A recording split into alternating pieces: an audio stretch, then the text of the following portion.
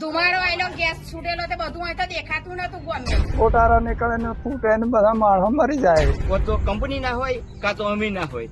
આ નિર્ણય ઉપર આવી ગયેલા છીએ. જિંદગીઓ માથે તોડાતો ઝેરી ગેસનો ખતરો. અમારા ઢોર ના કઈ જાય, ગયડું માને આવે છે કઈ જાય, ચલાય ના ચલાય એવું બધું માણસ કઈ જાય.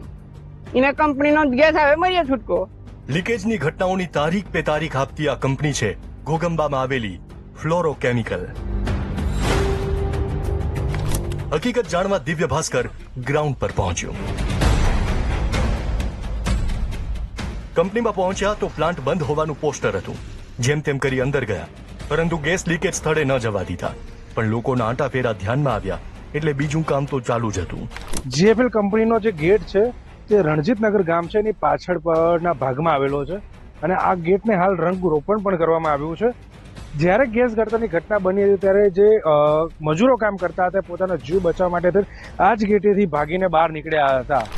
અહીંથી અમે જીતપુરા અને રણજીતનગર ગામમાં પહોંચ્યા. લોકોની એક એક વેદના રૂવાટા ઉભા કરી દે તેવી હતી. મને જે છાતીમાં ને ઓંખમાં જે બનવા લાગ્યું અને તાત્કાલિક ખબર પડી કે અરે બધા ગામવાળાને કહી દીધું કે ભાઈ હવે ભાગો. આખો વિડિયો જોવા માટે ડાઉનલોડ કરો દિવ્ય ભાસ્કર એપ.